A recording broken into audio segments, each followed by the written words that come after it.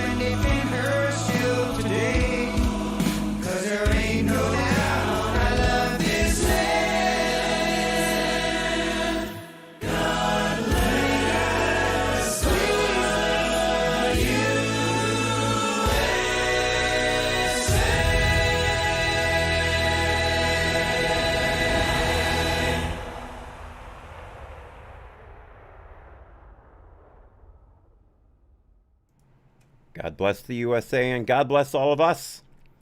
Welcome to the Thursday edition of the Daily All Hat No Cattle News Rodeo. I'm your host, Hat, of course. Welcome to everyone on YouTube, Twitch, Trovo, and DLive. Not necessarily in that order, of course. The DLive chat is already busy, so we're getting off to a good start.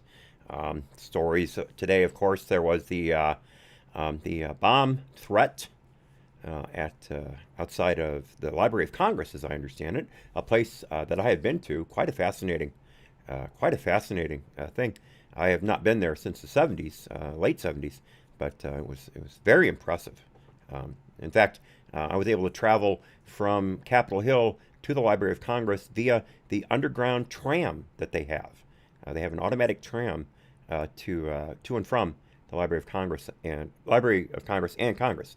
Pretty hilarious. Of course, now with everything being digital, I wouldn't be surprised if that isn't used very much. But you still got to go back to the old tomes on occasion, and a lot of them there. But there has been a resolution to that standoff, as I understand it. The guy has surrendered. They are going over the truck with a fine-tooth comb for any type of explosives or anything like that at the moment. We'll probably get into that. I also have a story. We were talking yesterday about where all these Afghan refugees going to go. We've already gotten several thousand of them out of Kabul, and it seems, as we were talking in the chat, that they are going to be sticking them on U.S. military bases. Right now, according to justthenews.com, Fort Bliss is going to be ground zero. Interesting, because I thought Fort Bliss was ground zero for hundreds of UACs illegal minors who have crossed the border since January. Many of them there since January. But who knows? Who knows? I guess there's going to be an adult Afghan male section too. And of course, there's never been any danger of having adult Afghan males around young boys. I can't say any more than that. I'm still on YouTube. By the way, YouTube, this is your penultimate day. There will be no game stream tomorrow morning. I have a doctor's appointment, and that means that tomorrow's news rodeo, the Friday news rodeo, will be the very last YouTube video I ever put up, except for perhaps a goodbye video telling people where I'm at. Again, a video I have not made yet because I honestly just keep forgetting. I will still maintain the comments. In fact, I got a comment today from an idiot who accused me of saying that being skinny is healthy because I dared critique Whitney Thor for telling people that she's healthy and a role model while being morbidly obese. I pointed out to this person that I never said that, which is typical for these comments. They always straw man me right off the bat. And then I say being skinny, I never said being skinny is healthy, but being obese is unhealthy, and being morbidly obese is incredibly, in all caps, dangerous. And then I finished up with pointing out that the biggest comorbidity for serious illness and death from COVID is, in fact, being overweight. Not being obese, being overweight. The more overweight you are, the worse it is. It's one of the reasons America had such a high death rate, because we have a very high obesity percentage. Very high. I think Germany is tops in the world, but we're very close behind. So, again, one of the reasons that places like South Korea and Japan had such low death rates. They have a very low morbidity. My brain just shut down. Obesity segment of the population. Very low. So that is a thing. But let's see. Scully says that bet a dime to a donut, some will end up in Phoenix, referring to the Afghan refugees. He also says we got the Serbs and Bosnians last go around. Yeah, I will admit I'd rather have someone, a Serbo Crow, as we used to call them in Chicago back in the day.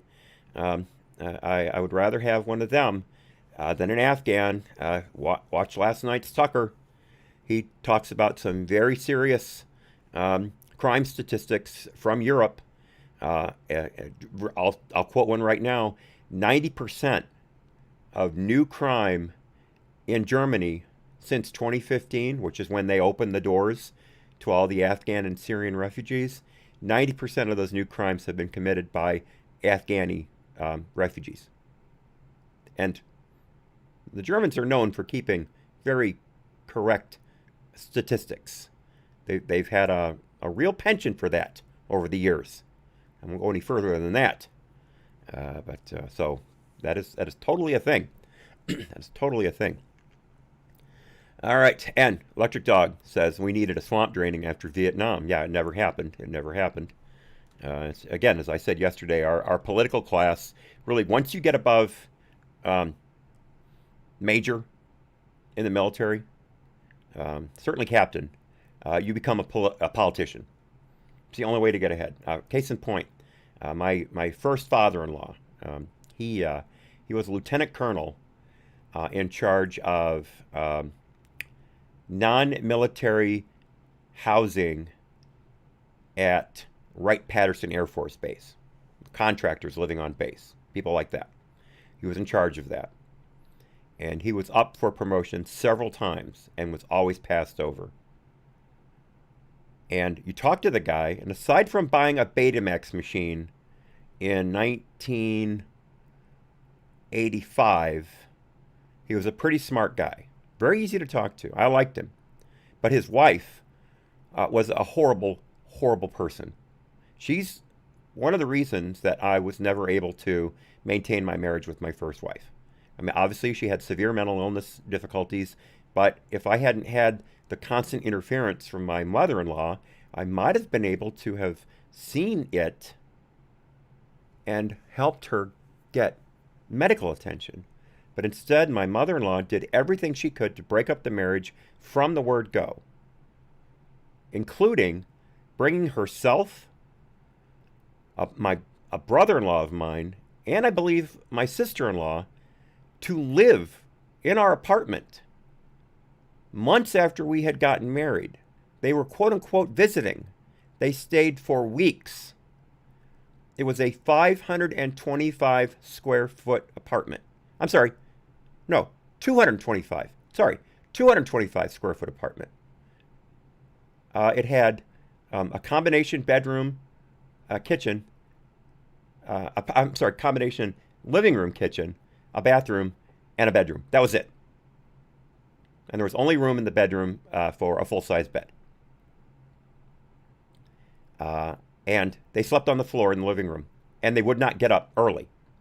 So when I went to work, and I had to leave for work early because I had to take a bus, and it was an hour-long bus ride at the time, I had to get up early, and they wouldn't move. I had to literally step over their bodies to go to the kitchen, grab some breakfast, and then go to work. And they stayed there for weeks, deliberately trying to ruin the marriage. It's the only reason for that. And I bent over backwards to entertain them while they were there. And they did everything they could to ruin those plans as well. It was nothing but an absolute sabotage. And that's the least. That's the least of it. There are many more stories I could tell, but enough about me. Let's get into the news. So, I have, as always, the Babylon Bee to kick us off. We will be watching the president's interview with Georgie Stephanopoulos on ABC that aired last night. It's not pretty. It's not pretty. And we'll get into it in detail. Lots of pauses, of course, lots of pauses as we dissect it. My chest is tightening just remembering the pieces of it I've seen so far. But let us start as we always do with the Babylon Bee. Let me update it here. And let's see.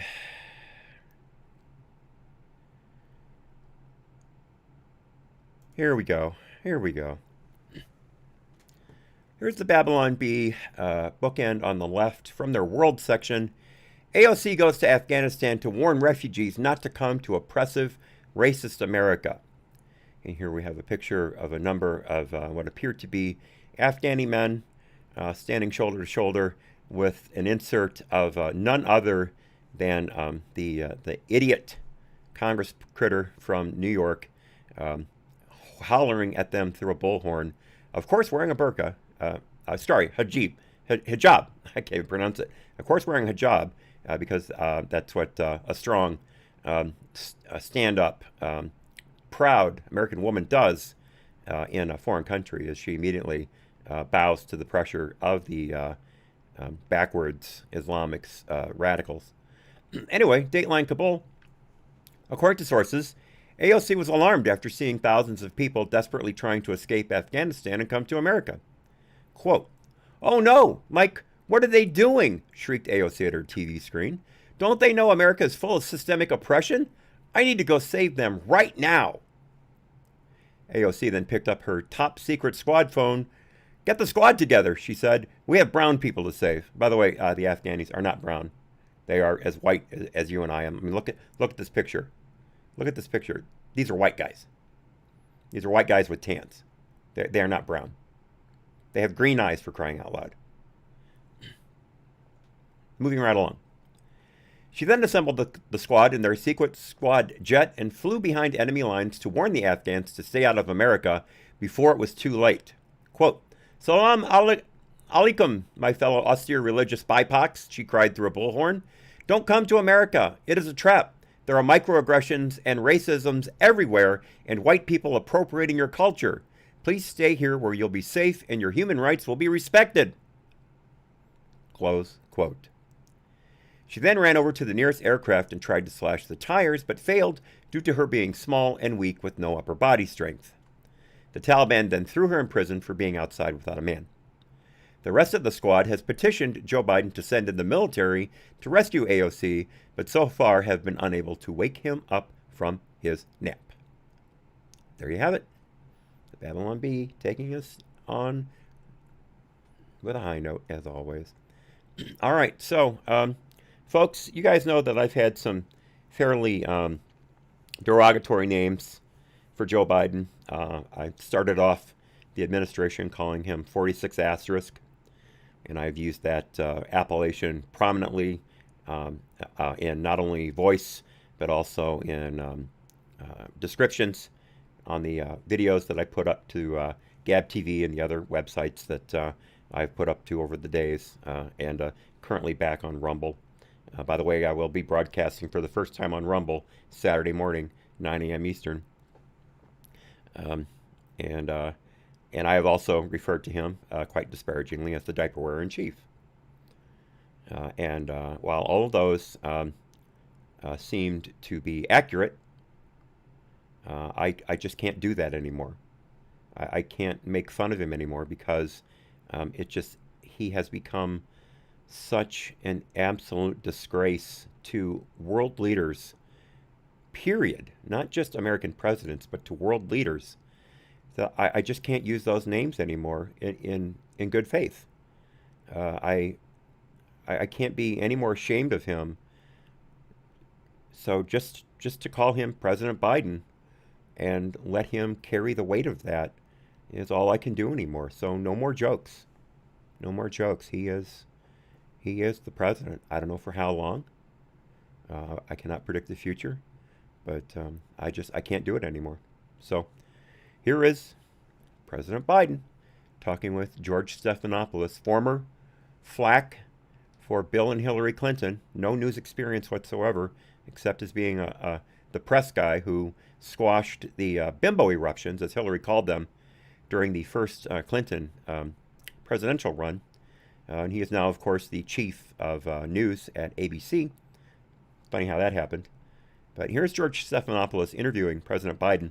And notice during the interview that Stephanopoulos has to lead Biden down the path on a number of answers.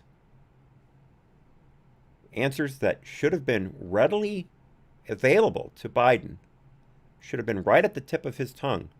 And instead, George had to pull them out of him. Happened time and time again. So let us begin. In July, you said a Taliban takeover was highly unlikely. Was the intelligence wrong, or did you downplay it? I think there was no consensus. If you go back and look at the intelligence reports, they said that it was more likely to be sometime by the end of the year. You didn't put a timeline out when you said it was highly unlikely. You just said flat out it's highly unlikely the Taliban would take over. Yeah. Well, the question was whether or not the idea that the Taliban would take over was premised on the notion that somehow the 300,000 troops we had trained and equipped was going to just collapse. They were going to give up. I don't think any. Okay. Again, like I said, there's going to be a lot of interruptions. The latest figures that I've seen regarding the Afghan security forces were around 60 to 70,000.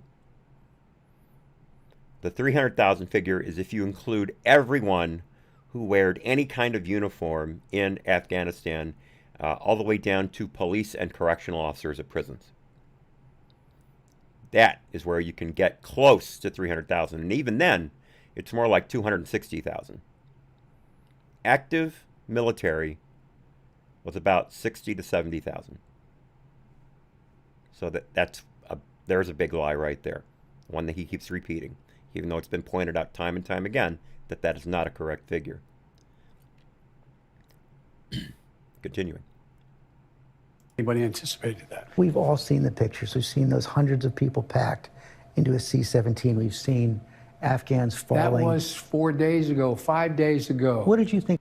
Okay, no. It was 2 days ago when this interview happened. 2 days ago.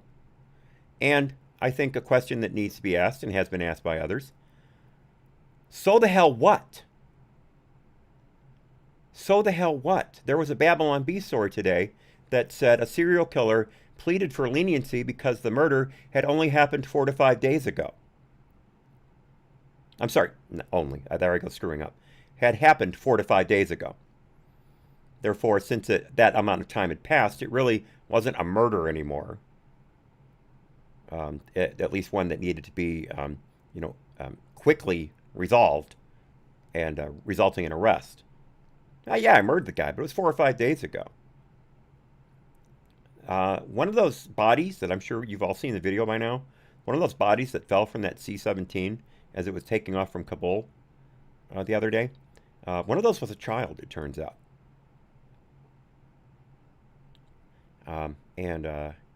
This, again, is the president who, in 2010, as vice president, when asked by Richard Holbrooke, who had been made special envoy to Afghanistan, when Richard Holbrooke said to him, what happens if we leave to all those Afghanis who are helping us, who the Taliban has said they will target as collaborators and traitors. And according to Richard Holbrooke's diary, which was published some time ago, and I believe Politico reported on this earlier this year, Richard Holbrooke quoted Biden as saying, I'm going to say it outright, fuck them. Nixon and Kissinger left Vietnam and they got away with it.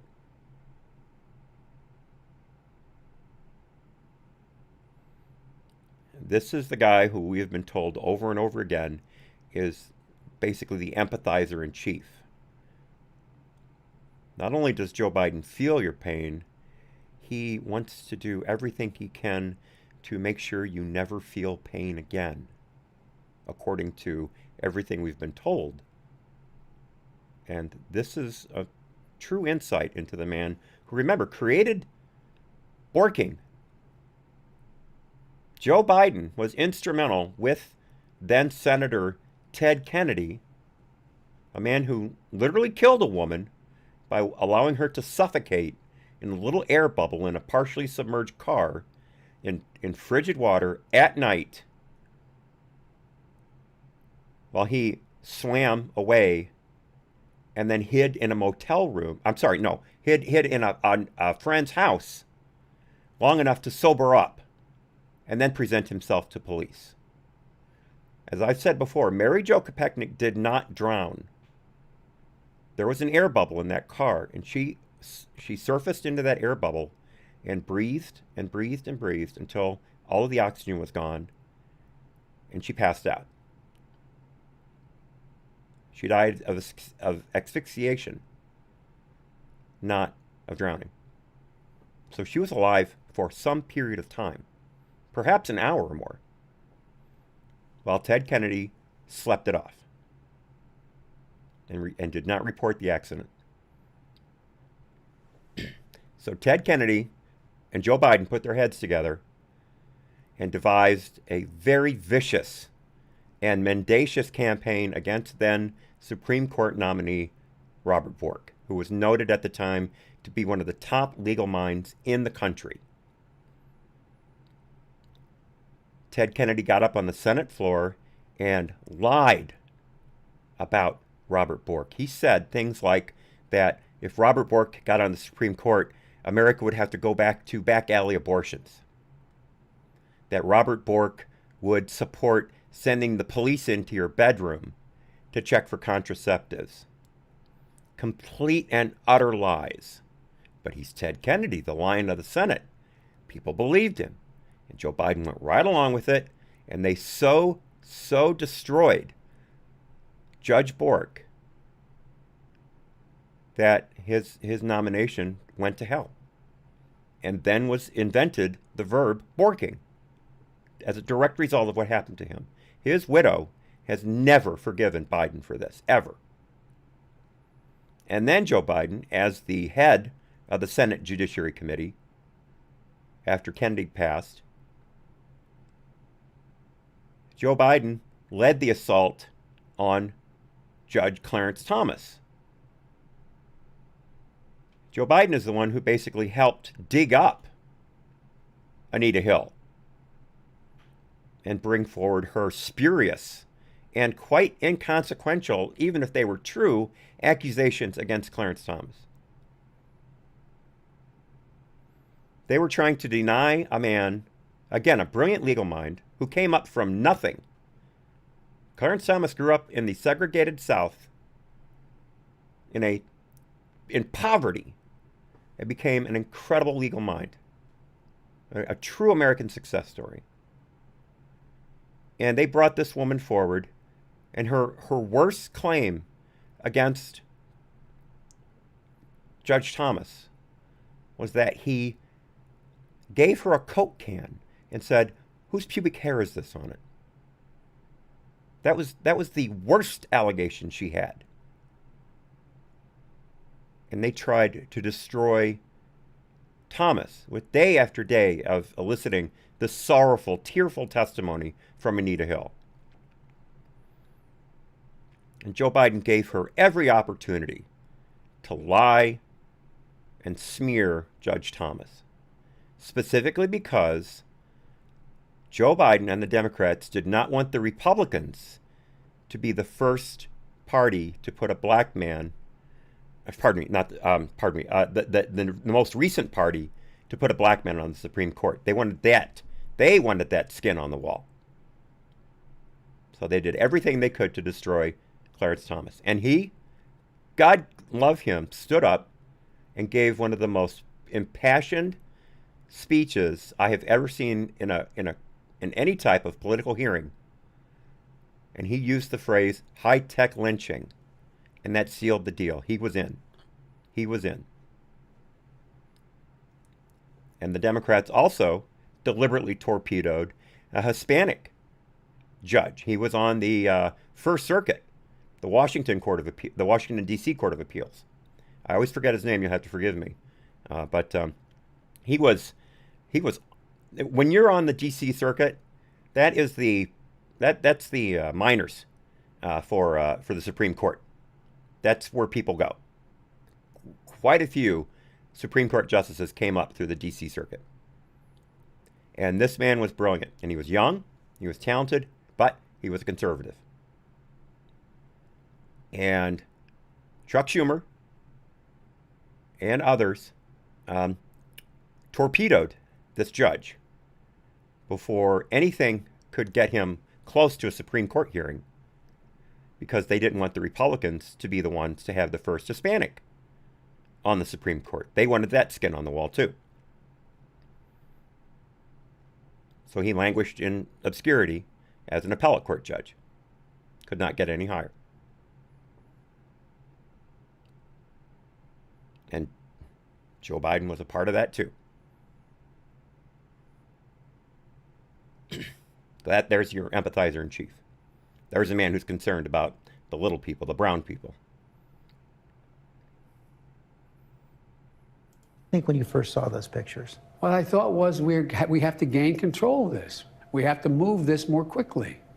We have to move in a way in which we can take control of that airport.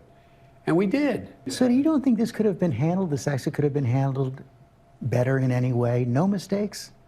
No, I don't think it could have been handled in a way that we're going to go back in hindsight and look, but the idea that somehow there's a way to have gotten out without chaos ensuing, I don't know how that happens. Okay, a couple things there. First of all, the man who said when he does things wrong, he'll own up to them, said that on the campaign trail over and over again. That was one of the big things he used against Trump. Supposedly Trump, was always demanding that he was right and everybody was wrong, and Joe Biden would never be like that. And admittedly, Trump was not one to take hits for things he did, but that was Trump's style. We knew that. But Joe Biden said, I'm going to change that. I'm going to bring honesty and clarity and, I'm looking for the word, responsibility to the White House. And this happens. The border happens. The economy happens. Gas prices happen, et cetera, et cetera. And he's done nothing but blame it on other people or just ignore it entirely. Most of these things he's never even spoken to. He's just allowed the fires to burn. So in this instance, He wants us to believe that the only possible result from our leaving Afghanistan would be that the Taliban would take over in literally weeks, and we would have over 10,000 Americans, not allies, but Americans, stranded in the country with no way to get out except by pleading with the Taliban to let them through a checkpoint. He was so intent on getting every American out of Afghanistan, but now we've got 6,000 troops at the airport. There are almost 2.5 times more troops in Afghanistan now than there were 6 months ago. And they're not even able to interdict at all with the Taliban. The Taliban are in complete control of the perimeter of that airport. That's it. But according to this man, that was a fait accompli. The only thing that could happen was that we were going to leave tens of billions of dollars of high-grade military equipment behind, and tens of thousands of American citizens alone, stranded with no way to get out unless the Taliban lets them. That's his goal, according to him, was complete chaos. And notice also how upset he is at Stephanopoulos for asking these questions. And Stephanopoulos is being as polite and as light-handed as possible. He's saying some pretty hard truths in really, really inconsequential ways, just giving Biden layups.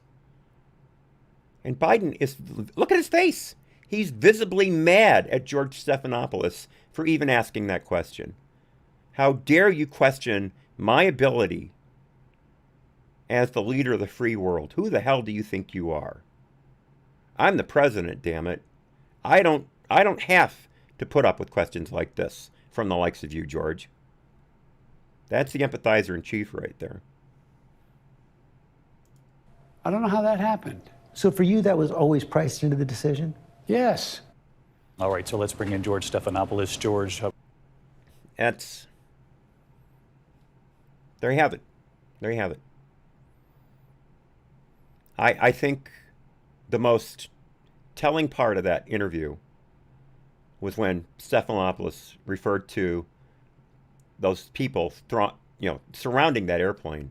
Some people got run over by that airplane, by the way. People were crushed by that airplane. A number of people were crushed trying to get into the airport, I found out today. There was such a stampede that people were trampled to death. And Joe Biden says, that was 4 or 5 days ago. Again, the empathizer in chief.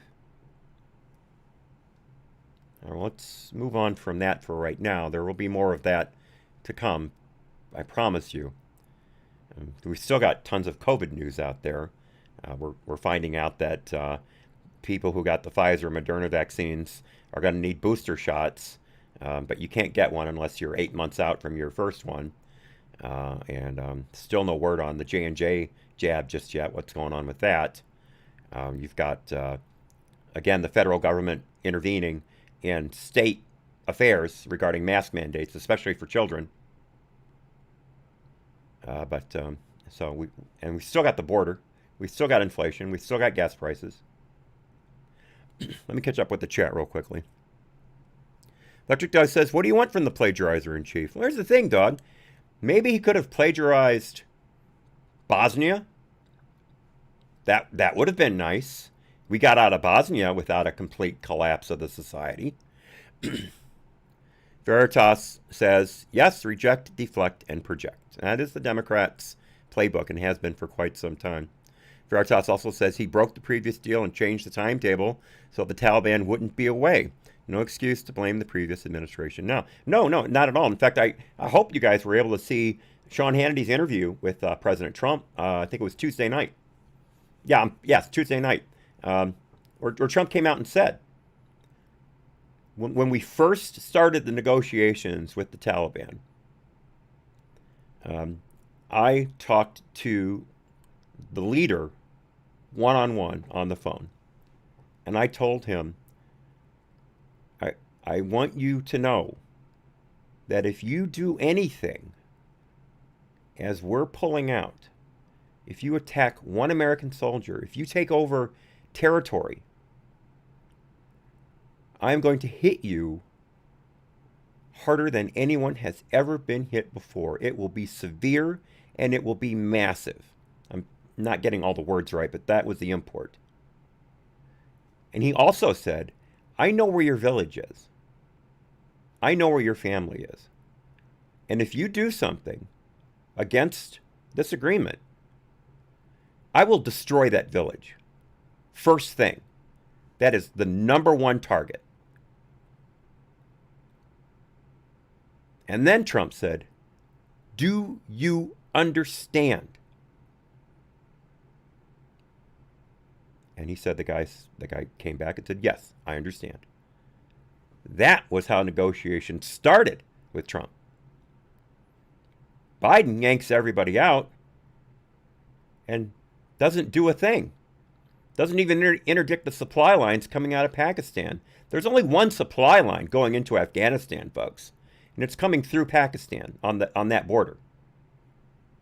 A couple of smart bombs every hour, and you're completely denigrating the supply line. None of that's happened. Not once. And that's the easy part. There's more to it than that. All right, let's look at the market. So the Dow closed down just under 0.2%. You can see the graph here. A real whipsaw day. The market could not find its footing at all. At one point, it was well below 35,000, all the way down to, let me get the number here, 34,716. That's almost a full 1,000 points where it was just a few days ago. At one point last week, the Dow got up to 35,600. I don't think it closed at that level, but it did breach that for a period of time. Whereas today, it was only at 35,000 once, 34,999. So it didn't even break 35,000 today. 995, excuse me. And you can see it's just nothing but just highs and lows, whips and saws. Somehow the S&P 500 gained 0.13%. The NASDAQ squeaked out a 0.11% gain. But take a look at the NASDAQ over the last month. And you can see it was doing quite well as far away as a week ago. And it has been tumbling ever since, with just a small plateau back on Thursday and Friday. And since then, it has been a complete disaster for the NASDAQ. The S&P 500, pretty much the same. Saw a record high back on the 16th, and it has completely collapsed since then. Gold somehow, again, retreated. I don't get it. I do not understand how gold can retreat with what's going on right now, but I'm not a futures guy. I'm not a precious metals guy, so I just roll with the punches. But gold's down over $7 an ounce right now, currently at $1,780. Crude oil has slipped well over 2%. It is down to barely over $64 per barrel of West Texas Intermediate sweet crude at $64.01 right now, down a full $1.45 a barrel over the previous mark. And of course, it's still trading. And yet again, I have to say that the big winner of the day is Bitcoin. Bitcoin did see some sell-offs the past few days, but it has been quite bullish over the past few hours. And it is currently up over 4.5% from its previous mark. That's over $2,000 gain per coin, currently at 46,570 and change for Bitcoin. By the way, I didn't get to it yesterday, but I had a story on Bitcoin. I did not know this. I'm a soft guy when it comes to following this stuff. I pretty much pick up things as they happen. But turns out there has been in the works for some time now an upgrade to the infrastructure of Bitcoin. As you know, Bitcoin has been around for quite some time, and it initially was built on some fairly strong technology as far as safety and security went. But over time, more and more things have happened to make that less and less as advantageous as it was in the past. And so there's a big upgrade coming to the Bitcoin infrastructure. It's scheduled to go online in November, and it's called Taproot. Now, it has some things that I couldn't begin to try to explain. I don't understand the stuff, but basically it is going to make transactions, both peer-to-peer and trading and retail transactions, much simpler and requiring much less bandwidth. They are changing basically the protocols that Bitcoin uses to move back and forth. And they are making them much more robust, yet much more streamlined. And they are also making it possible for smaller investment houses, even investors, to create their own scripts for dealing with Bitcoin transactions. Perhaps even mining, although that I don't know for sure. I barely understand Bitcoin mining as it is. But that was not mentioned in the article. But anyway, so it's called Taproot, and it's due to debut sometime in November. And according to the author of the article, who is a Bitcoin investor, so, full disclosure, the guy does have skin in the game. But according to him, it's going to make Bitcoin many times more attractive as a currency than it is right now. And it could open the door for many more retailers to begin taking it as currency over and above the few places now, like a couple of banks and Tesla. And I think Amazon is, I know Amazon is trying to open up a crypto window for their payment system as well. So keep an eye on that. I'm not telling you to invest in Bitcoin. I'm not telling you to invest in anything. But if you are interested in crypto, keep an eye on this, because according to the article, Taproot could make Bitcoin not only on par with the system like Ethereum has, but better than Ethereum. It will leapfrog Ethereum, thereby making it more attractive. Because one of the things with Ethereum right now, as I understand it, is its transaction system is much more streamlined than Bitcoin, because Ethereum is newer, so they had newer technology to work with. And according to the article, Taproot is going to leapfrog over the current Ethereum platform.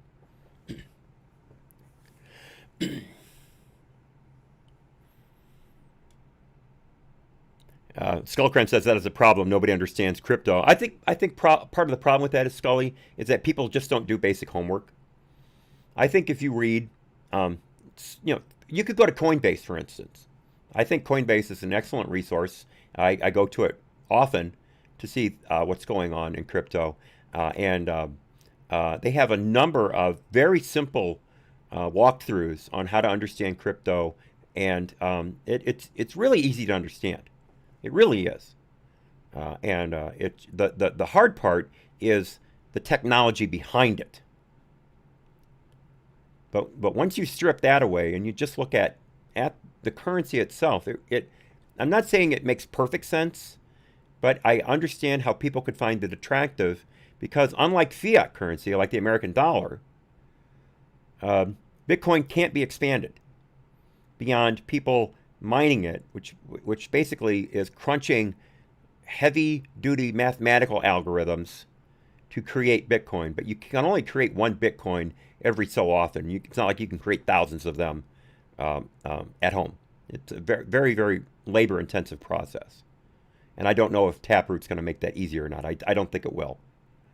But Bitcoin is not, according to the designer, will not be increased in number. There are a couple billion Bitcoin out there. I think 20.2 million Bitcoin. And that's it. That's it. There will not be any more. Unlike the American dollar, which, as we've seen, is constantly being printed without any tax base to support it. In fact, one of the reasons the market slid yesterday is because the Fed came out and said we're going to have to back off on this quantitative easing sooner than we had originally planned, which means the Fed isn't going to be propping up the bond market anymore, which scared the hell out of the markets. But by having a currency that cannot be inflated, the only way it can go down in price, theoretically, is by people selling off and taking profits. Of course, whenever there's a big sell-off, prices go down because supply is increased. But as we've seen, every Bitcoin, again, I'm only speaking Bitcoin, I don't know anything about any of the others. As we've seen with Bitcoin, every big sell-off ultimately results in a huge rebound. And even those sell-offs after the rebounds, lower, the floor of them are higher than the previous floor. It's happened. That's every time. But again, I'm not telling you to buy Bitcoin. That's the best I can explain it. Bitcoin is not expandable. It cannot be inflated. Unlike Dogecoin. Dogecoin is a meme. They literally print millions of Doges at the drop of a hat. That's why Doge at one point was only worth a few hundredths of a cent. It was basically a joke. But somehow those few hundredths of a cent were worth 64 cents a month, 2 months ago. And there are some Dogecoin millionaires out there. Scully says profit taking and investing in the next big thing. Yeah, it's always been the case. It's always been the case. But the thing is that big thing going to continue to be a big thing? I'll stop with the investment stuff with this. Amazon was a joke when it first came up. It was always losing money, and all it was initially was a bookseller. That was it. That's all you could do on Amazon was buy books. And I saw the potential in Amazon immediately, but I was not anywhere near in tune with investing at the time. I had no idea how to even save up and create a brokerage account to buy Amazon when it went public, and I knew it would. And I knew Amazon was going to absolutely explode, but I didn't do anything about it. I had every confidence that Amazon was going to absolutely run this world, and I didn't do anything about it. I lost off on the biggest investment opportunity in the world because I just wasn't smart enough to take the next step. But Amazon, for years, was a joke, literally. Late night comedians would make fun of Amazon almost nightly. And now look at it. So, every now and then the next big thing turns out to be the next big thing. The trick is picking winners and losers. And as we've seen, most brokerage houses don't do much better than monkeys throwing darts at boards. Okay, here's something I wanted to get to yesterday, but didn't because of the migraine. I apologize again for the shortness of yesterday's show. I was in a great deal of pain. I really was. But I feel great today, so no problems there. But what we have here is something I have been avoiding all year, and that is Real Clear Politics. You guys know that last year we saw that RCP was a joke.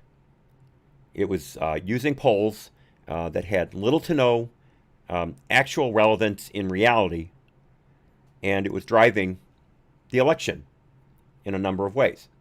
And so I stopped using it. I stopped using RCP really November 4th.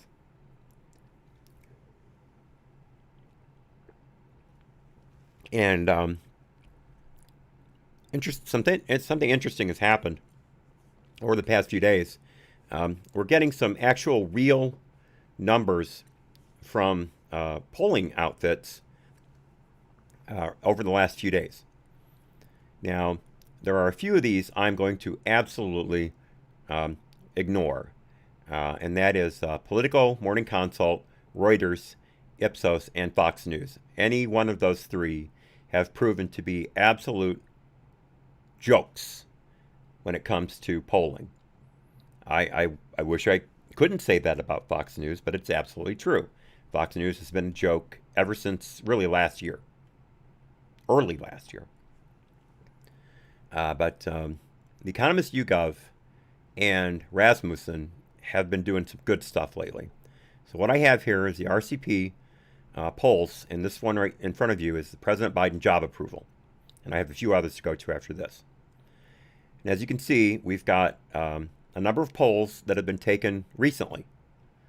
But the only two I would even begin to give any credence to is Rasmussen and the Economist YouGov polls. As you can see, those are the top two below the average line in yellow. And as you can see, they had 1,500 likely voters and 1,250 registered voters, respectively, for their polls. And these were done between the 16th and the 18th, so this week. The Economist YouGov poll was from Saturday to yesterday. Tuesday. And as you can see here, the Rasmussen approval is 46%. And the Economist approval for President Joe Biden is 47%.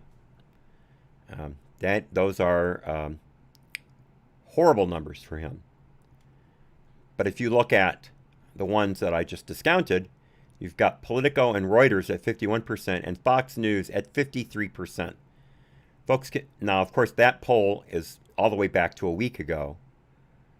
And the Politico poll was back on Monday.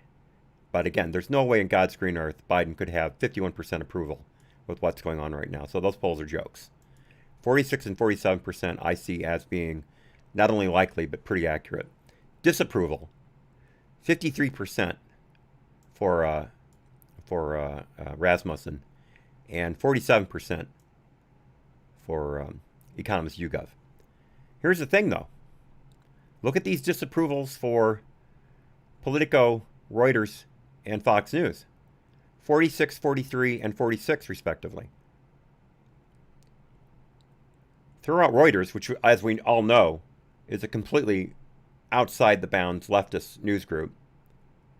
And even Politico and Fox News have Biden's disapproval at very high numbers compared to where they were just a few months ago.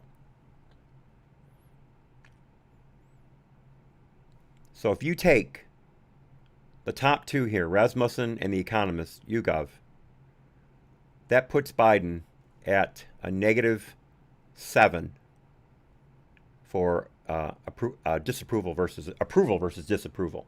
He is 7 points underwater, averaging Rasmussen and The Economist YouGov. That is Trump territory. So you remember President Trump had a very hard time maintaining 45 in some of the polls.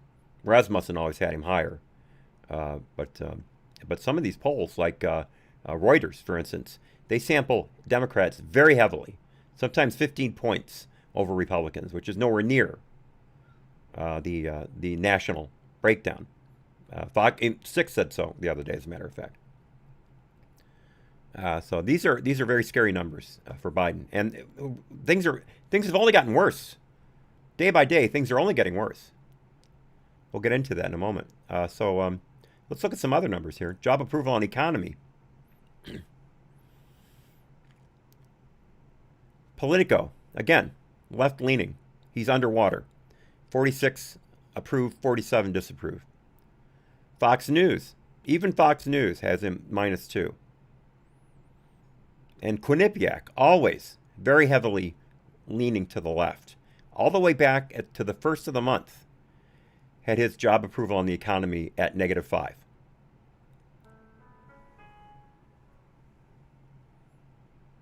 Now, of course, the Hill Harris, which has been the joke all along, had him at +10. And Harvard Harris had him at +8. I mean, how much of a joke can you get? But even with all those crazy numbers added in there, the RCP average still had Biden on the economy at not even 2% above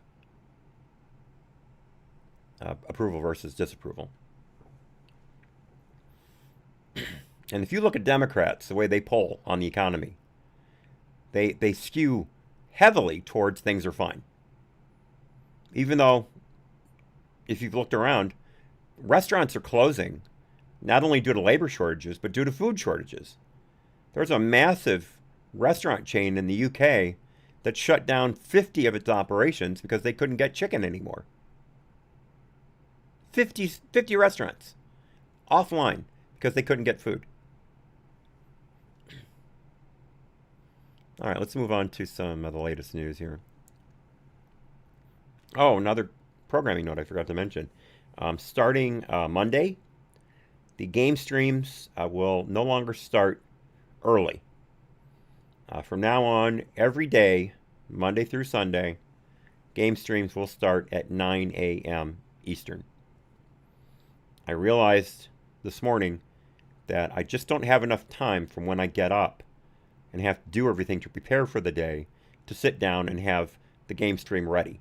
I'm always rushed. Sometimes I have a couple of minutes to prepare before I go live. Whereas on the weekends, I have that extra hour. Well, the reason I was starting early Monday through Friday is because of the news rodeo.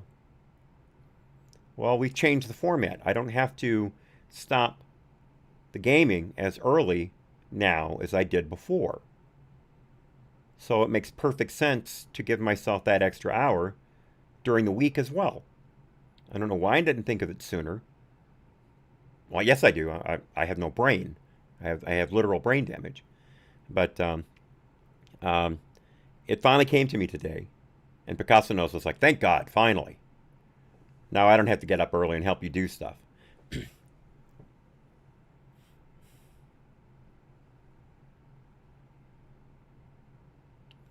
Michael North says in the DLive chat, the like-dislikes ratios are more accurate read of active participants. The general polling reflects a larger percentage of sleeping people. Good point. Good point. Scully asks, when have you ever seen grocery stores run out of a product? And Dog says, all the time now.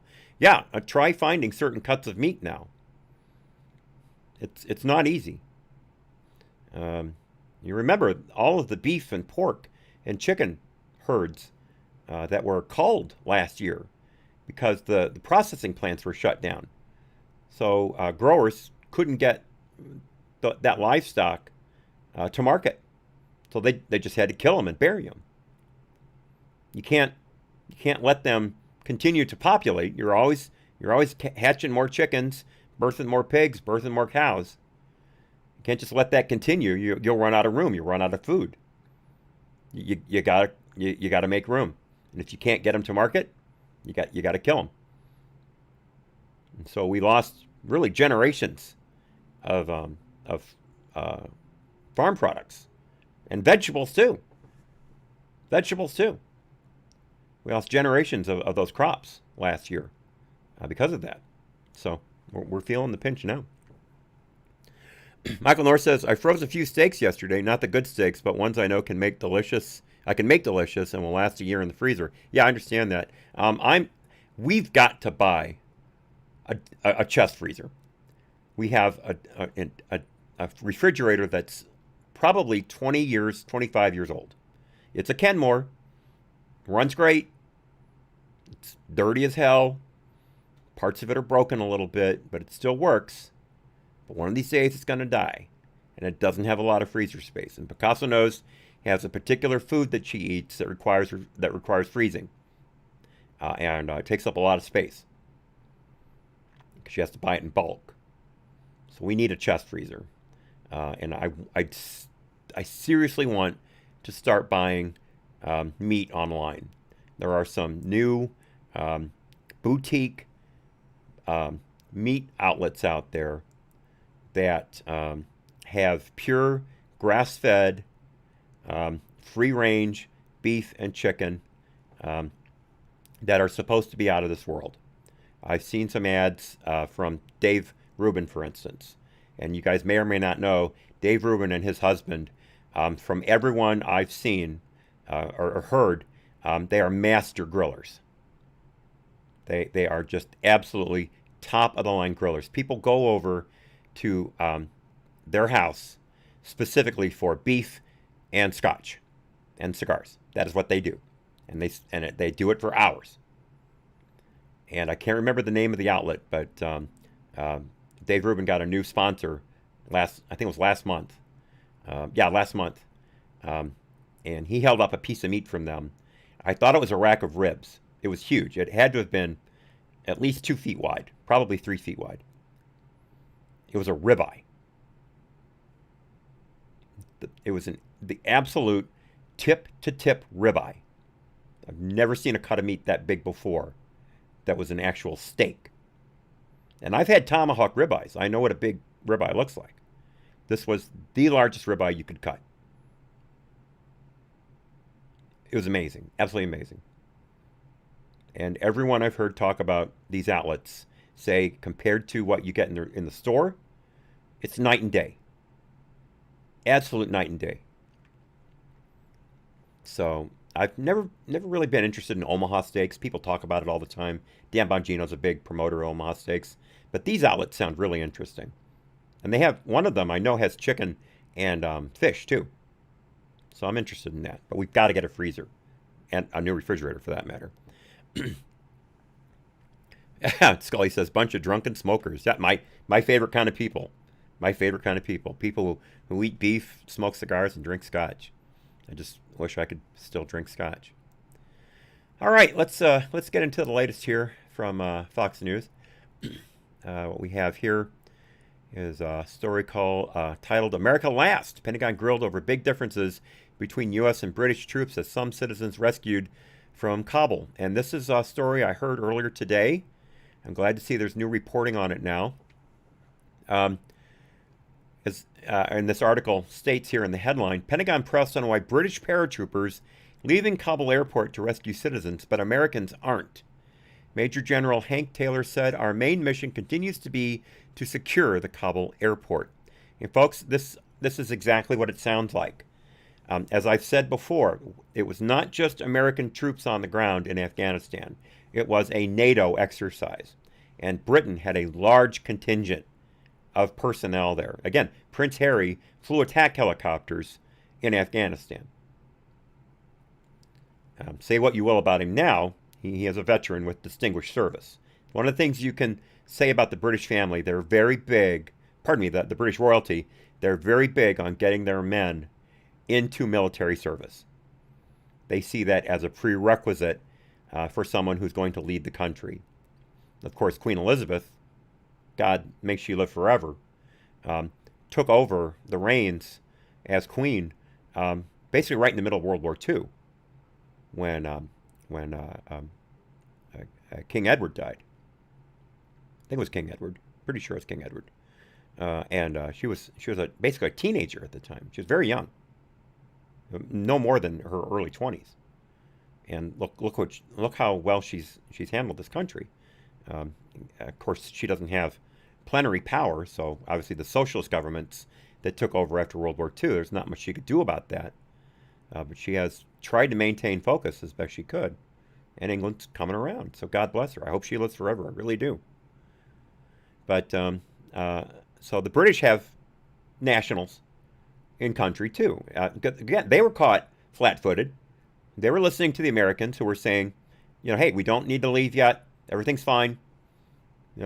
Everything's going to be taken care of. Don't worry. Kabul can't fall. And it fell. And so the British wound up with another number of other countries with nationals stuck in country, including many of them in Kabul. Because a lot of people, as the Taliban were starting to move through the outer provinces, they flocked to Kabul and also to Kandahar. But mainly to Kabul. And Kabul, as I understand it, is a massive city. It is sprawling. I've heard a number of people this week refer to it as a very large metro area. And it's been growing over the years. But the British, it seems, have been sending paratroopers into the city to rescue British nationals. And I don't know if they're also bringing in any Afghanis who helped the British. I don't know if that's the case, but I do know according to reports, that British paratroopers are going into Kabul and rescuing British citizens from hidey holes in places where they've been sheltering in place. And you remember yesterday I played the press conference with Secretary of Defense Lloyd Austin and Chairman of the Joint Chiefs, General Milley. And they were asked point blank, why aren't we sending troops into the city to rescue Americans and Afghanis for that matter? And the talking point for this administration has been, from the first time we put troops on the ground at the airport, was our mission is to maintain security at the airport. Now again, we have 6,000 troops on the ground around this airport. Are you telling me you can't send a platoon into the city to start bringing people through?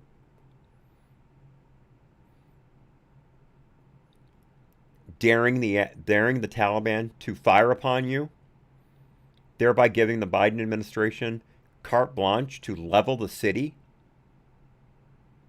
Civilian casualties be damned? Because you know that this administration will do that. They don't give a damn about civilian casualties. They'll just start bombing shit.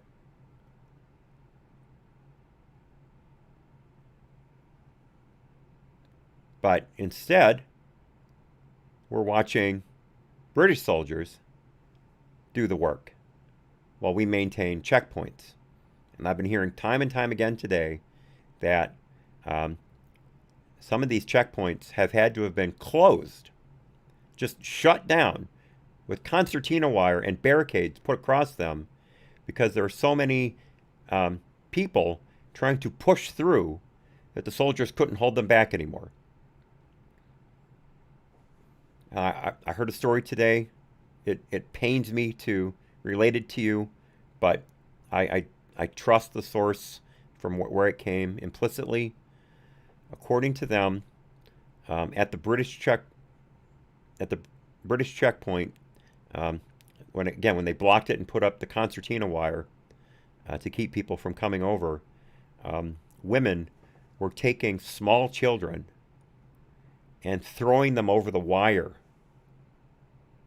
just launching them over the wire to get on the other side, to basically force the troops to take that person and get them out. Now that's the sad part. The horrifying part is we're talking women, okay? Not the strongest people on earth. Feminists be damned. And some of those kids, I'm sorry to say this, it's true. Some of those kids got hung up on the wire and had to be pulled off by the soldiers. Have you ever seen concertina wire? It's not barbed wire at all. Concertina wire is razor blades connected by strands of wire. It is the most vicious stuff on the planet.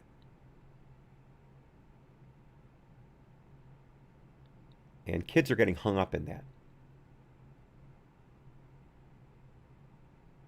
You've got soldiers coming off duty and crying and needing mental health as they wait to go back out into the blistering sun and start another shift. And I've also been seeing reports from a number of people, including people on the ground, that not only Afghani nationals, but Americans who present to the checkpoints and show their green cards or their passports to the Taliban who are manning these choke points, the Taliban are taking their passports away from them, taking their green cards away from them, and then shooing them off, sometimes physically. And if you don't have that paperwork, you can't get out. That's what the State Department has been saying over and over again. Unless you present the proper credentials, we can't take you. So the Taliban are creating hostages in real time. And the only way we're going to be able to get them out there is to pay the Taliban to release them. So pretty soon, and Ben Shapiro said this today, and I can't agree more. Pretty soon, you can expect to start seeing pallets of cash being flown to Afghanistan to pay the Taliban to release Americans and perhaps Afghani nationals who worked with us. Perhaps not. They may not let them go at all. Probably not. But this is happening, folks. This is happening. Ray says they just need to get to our southern border, then they'd be home free. Unfortunately true. Unfortunately true. Ray says, Marine motto, first in, last out. When did that change? Well, actually, Ray, let me go a step further. Embassy personnel are supposed to be last out. That's the last thing you do is close the embassy, because the embassy is where people get their visas, their exit papers. And I heard today that when we shut down the embassy, they destroyed all of the visas, I should say, that they had on site, and all the application forms, so they wouldn't fall into the hands of the Taliban. So if you didn't want to walk around in Afghanistan with your visa on you, or even with your passport on you, and you left it at the embassy, it's been destroyed. It doesn't exist anymore. Maybe you have a picture of it on your phone. I saw that. We saw that clip yesterday from Clarissa Ward in Kabul, where she had a guy on camera hold up his phone and show that he had a picture of his green card, and he couldn't get through the line to get into the airport. So they're telling people you need to have your paperwork, but they destroyed how many hundreds, if not thousands, of visas and passports when they shut down the embassy. That's why the embassy is supposed to be the last out, so they can process these emergency applications, these exit visas, give people back their passports, or create new ones. All that's gone. All of it's gone. And the embassy personnel, those who are left, are at the airport, behind the checkpoints. In fact, I just found out today that the ambassador has flown back to Kabul. I don't know why. I don't know what the hell they're going to do, but that supposedly happened today. Michael North says, isn't the only actual option right now to surge troops into the city and fire on Taliban as needed? And it continues, the city and the whole countryside. Well, unfortunately, that would take will. That would take will and guts and desire. And as we've seen, no one in this administration has any of those. No one. The Secretary of Defense was more concerned with doing a month-long stand-down in order to weed out Trump supporters from the military. I'll tell you right now, not a lot of Democrats on SEAL teams and Delta forces. Just saying, not a lot of them. These tend to be red meat-eating country boys. Not a lot of liberals on those teams. But the military was more concerned with weeding out anyone with a Pepe meme on their social media than making a super ready fighting force. A month-long stand down to do that. Army, Navy, Air Force, Marines. All of them.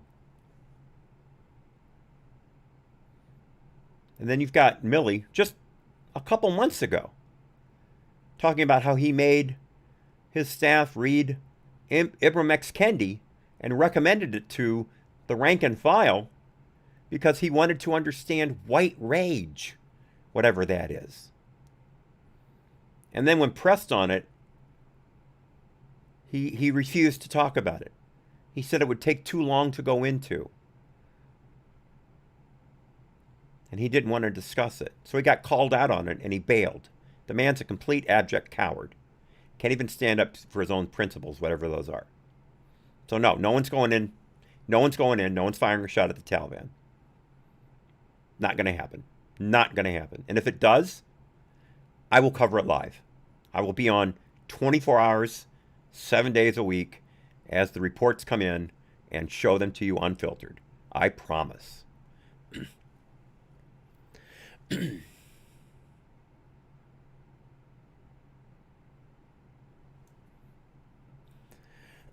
Yeah, the Russian and Chinese embassies are still open. Absolutely. Absolutely.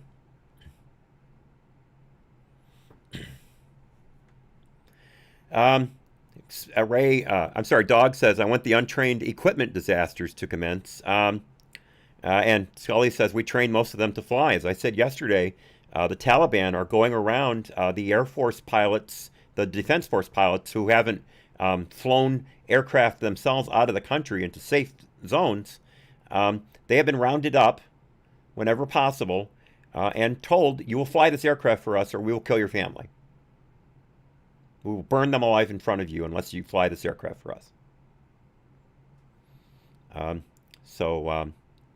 how operational will those aircraft be? As you said, over time, that is the problem. Things deteriorate as they sit. But trust me, it would not take a lot of effort for some Chinese contractors to get in there and start repairing this stuff, because the Chinese have the specs of every U.S. fighting vehicle you can think of, except maybe for some of the really, really top classified stuff that we don't even know about. They have the specs for every helicopter, every aircraft, and pretty much most of our ships. They have been stealing them directly from the DoD for years. For years. They have the technical manuals, they have the spec sheets from the contractors, all of it. That's how they were able to build their own stealth aircraft. They basically copied the F-22 off of the blueprints they stole. They don't have the technology. They don't have the engineers to do that stuff on their own. They steal it from us. So it would not take much effort at all for some Chinese to get in there and repair this stuff. Not much at all. I'm sorry I have to say that, but it's absolutely true. It's absolutely true.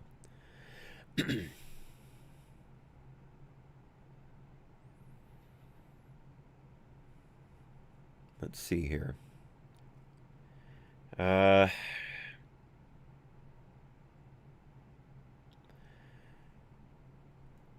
We've got some COVID breakthroughs in the Senate, it says here. Several fully vaccinated lawmakers say they tested positive. Well, we've seen that over and over again. Not really much of news there. Oh yeah, this happened today, in case you were wondering. Biden had some stuff scheduled for today, and then the ABC News interview came out, and people immediately jumped all over it. Republicans pounce, folks. Remember, Republicans pounce. It's not that the Democrats completely blew it. It's that Republicans are mentioning it. That's the story. But even that narrative has been falling by the wayside as of late. But as you can see here, a Fox News story, Biden completely wiped his schedule for today. Every planned appearance, every press briefing, all of it was wiped off the calendar. And as I understand it, he's still not at the White House. He's still off property. I don't know if he's at Camp David or Delaware, but he's not in the White House. He flies in, does these little pressers, or I should say speeches, and then flies out. In fact, I heard a story yesterday that Biden has been complaining, according to reports. I obviously don't have my own source, but according to reports, Biden has been complaining that he can't sleep at the White House, that he's not getting enough rest. That's why he's always going home to Delaware, so he can sleep. The guy has the best doctors in the world. It's obvious. I'm going to take a guess here. It's the stress of the job. He hardly works, but when he is working, It's coming at him fast and furious. The country is on fire, literally in California, literally. And the floods in the Carolinas after the tropical storm that came through. People died in North Carolina from flash flooding. Haven't heard a word about FEMA going in yet. But he can't sleep at the White House. So he's always going home to Delaware. Best doctors in the world can't give the man a night's rest. Because he knows when he wakes up, he's got to go to the office. And he can't handle it. Again, my opinion. But I would be very surprised if I'm wrong. I'd be very surprised. We all knew from the get-go he was not up to the job. Everybody knew that. Even the people who voted for him knew that. But they were so concerned about getting Trump out of office that they couldn't look a minute past the election. All that they had to do was get rid of the guy with the mean tweets, who was supposedly a racist and a fascist and a Nazi and all those things, even though he never did one thing that was racist, fascist, ever. Whereas you've got this president slashing the Constitution to shreds every time he steps into the Oval Office. But that was the main thing. We got to get Trump out of office. So now you've got Biden, and I think it was yesterday, there was a poll. 10% of Democrats, no, I'm sorry, 9%, rounding up to 10, 9% of Democrats who voted for Biden, according to this poll, now wish they hadn't. That is by far and away over the margin of victory for Biden. By far and away. We saw the poll earlier this year when Biden voters were asked, what if you knew about the Hunter Biden story and the laptop? And some 6 to 7% of those people said they would not have voted for Biden or they would have voted for Trump. And again, either way, that would have wiped out the margin of victory. Back in February, that happened. And also, according to that poll, double-digit percentages of blacks and Hispanics said they would have voted for Trump instead of Biden if they knew things were going to be like this. 14% blacks and I think 12 or 14% Hispanics who voted for Biden said they would have voted for Trump if they knew things were going to be like this. Which means that Biden was elected by low to no information voters. People who just can't pay attention to the news, who instead watch CNN. Ray says, watch the Laura Logan Tucker interview. Yes, Ray, thank you for reminding me. I was going to say that and completely forgot. Folks, get Fox Nation. I'm telling you, if you think this new show is worth even a minute of your time, then you've got to get Fox Nation. It is a great, great resource for news. Again, we have our problems with Fox News. I understand that, but Fox does have some great stuff on its program, on its programming lineup, and the Tucker Carlson pieces on Fox Nation are outstanding. They are absolutely outstanding. He not only does interviews, they air 3 times a week, Monday, Wednesday, Fridays, just different interviews, but he also does think pieces on stuff like gun control and the border and UFOs even. He just had a big thing on UFOs come out this morning. Some fascinating stuff on it. But he just did an interview with Laura Logan that dropped, and oh my God. I have been a fan of Laura Logan for probably 2 years now, when she first surfaced on Fox. I did not know of her when she was on CBS because I have not watched CBS in literally decades. But she moved over to Fox, and she is a firestorm of journalism. Pretty hot, too. But she's done incredible reporting on the border. She has other things. She has her own show on Fox Nation called Laura Logan. Laura Logan Has No Agenda. And his interview with her on what's happening right now, this woman has the clarity of thought that if she was Secretary of State or Secretary of the Defense right now, we would not be in the trouble we are in at all. At all. She knows what's going on, and she knows what could be done right now to save things, but this government does not have the will to do them. You get Fox Nation, watch that interview, if only If you only sign up for a month, or get the discount, get the free month, whatever, to watch this interview, do it. And then cancel your subscription and don't look back. Fine. But I'll bet you when you watch that interview with her on Fox Nation, you will keep being a subscriber to Fox Nation. I bet you. Because that's the kind of quality stuff that Tucker is putting out on that channel. And there are many other shows on there that are well worth your time. But it's worth the cost of admission just for the Tucker pieces, the three times a week interviews, and the long pieces. They are amazing, absolutely amazing. Thank you again, Ray. I really appreciate your mentioning that. All right, let's move on to another outlet. In fact, I want to jump ahead here. Something I want to make sure we get to. We were talking about this yesterday, about where were all these Afghan refugees going to go? Where are we going to put them? I mean, there's a housing crisis right now. There's a rent crisis right now. Rents are going up faster than wages are, and have been for years, it turns out. I didn't know that. But it turns out that about 30% of young Americans now can afford a starter home, something that's 14,000 square feet, right around in there, starter home. About 30, maybe 40% of young Americans can afford one of those now. The average price of a home in California now is $800,000. And our property values here have gone up massively over just 2 years ago. I mean, I can't tell you the number, but I expected it to go up so many percent. It was double the percent I thought it would go up.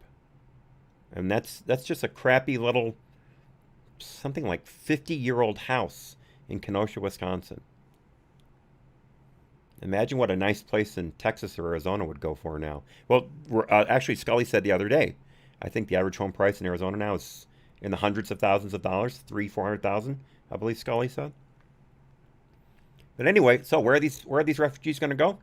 And we said yesterday, military bases, because the federal government can stick them there and the state can't do anything about it because the military base is federal property. And sure enough, we've got here an article on justthenews.com by Bethany Blankley. Fort Bliss in Texas becomes ground zero for resettling Afghan refugees during chaotic exit. Military installation and famed home of Tank Division poised to get 10,000 refugees, possibly more, on top of border children. And as I said, Afghani males, not all of them, but some of them, are known to have a certain affiliation for other males of a certain age. I can't say any more than that without getting afoul of terms of service on these platforms. There is even a term for it in Afghani. Pashtun, pardon me. Afghani isn't a dialect. Pashtun. There's a term for it. And a number of U.S. military personnel who took issue with that happening at joint bases in Afghanistan were told to shut up about it. That is their culture, and we have no right to step in.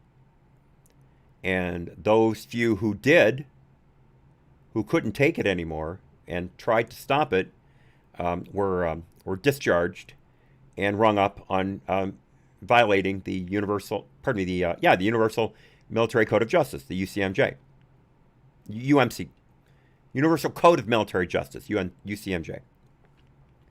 And some of them went to Fort Leavenworth for violating orders, for trying to save young boys from predations of Afghani soldiers. There was one high Afghani commander who was kicked out for raping a soldier in his command, a male soldier in his command, and the guy who replaced him was killed by his troops. A act known in Vietnam as fragging. There were platoons in Vietnam who were battle hardened and knew how to fight and when to fight. And you would get a first lieutenant come in to take over, and they'd lead these guys into sheer danger and get people killed. And sometimes those lieutenants would be the victims of friendly fire. Sorry, sir, he stepped out in front of me as I opened up. Or they might get a grenade in their bunk. Hence the term fragging, frag grenade, fragging. And this military commander from the Afghani forces was fragged by his troops. And that, that was a thing. But anyway, so looks like Senator John Cornyn, Texas, says the fort is preparing to receive 10,000 Afghan refugees. Military officials have hinted the number could reach higher. It's the second wave, major wave of civilian guests to be hosted at the fort, which began this spring, helping Homeland Security and Health and Human Services to house thousands of unaccompanied minor children who were brought across the border, otherwise known as illegals. The first mission has been plagued by multiple allegations of poor, unsanitary, and otherwise inadequate conditions, child abuse, and neglect. And I read you that last whistleblower report in full on this channel 2 weeks ago. And I'm sure things have gotten only worse since then. Continuing, the portable tents set up for the migrants can hold up to 10,000 unaccompanied minors, but at the time of Cornyn's visit, only 2,500 were there with an average reported stay of 7 days. That's, of course, a complete lie. We know that from the whistleblower reports. On Tuesday, Cornyn received briefings at Fort Bliss and said the base was prepared to take as many as 10,000 of those Afghans who worked alongside their American partners all these many years to try and combat terrorism and make Americans safe. Quoting the senator, "My hope is that we can get those people out of Afghanistan that we've worked with these past 20 years, because if we can't, many of them will simply be killed along with their families." Cornyn's visit came after the Pentagon announced that up to 30,000 Afghans who worked with the U.S. military over the last 20 years would be relocated to Fort Bliss in Texas and Fort McCoy in Wisconsin. Hey, Wisconsin's on the hook too. I can't wait.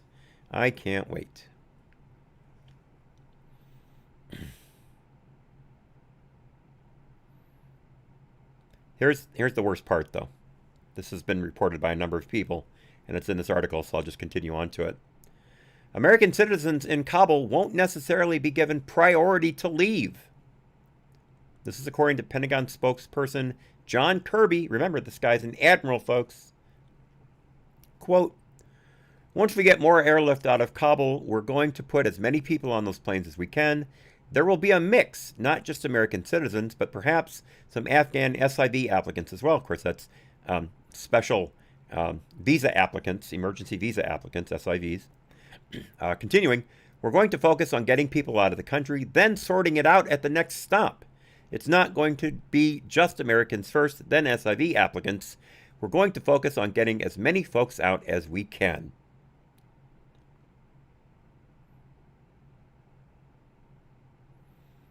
By the way, the number of visas available, the SIVs, 34,500. And of course, if you don't qualify for SIV, you can apply for a P2 or a Priority 2, and then there's one other designation I don't see here. I think it's P1, which is also a different person with military background.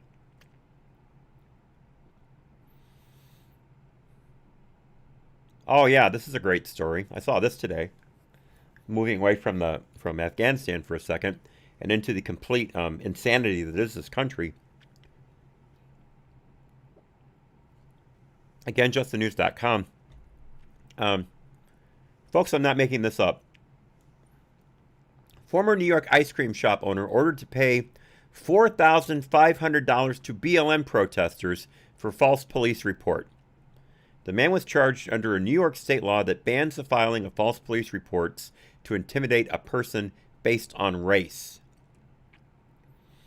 Now, this law stems from an incident last year where a white woman was walking her dog in Central Park without a leash, which is against the law. Now, people violate that law all the time. One of those things that the NYPD tasked with patrolling the parks ignore on a regular basis. But this woman also happened to be in a bird watching area. Some of you may not know, but Central Park is noted for, at least at one time, having one of every species of bird that appeared in the plays of Shakespeare. I'm not making this up. It's true. A bird lover in New York City, way back when, made it a point to do that. That is why there are swallows in America, because swallows are not native to America. Thing is, though, swallows are also an invasive species. So they drove out a number of homegrown American bird variants through aggressive overpopulation and stealing of nesting sites. But Central Park does have a lot of bird watching opportunities, in one area in particular.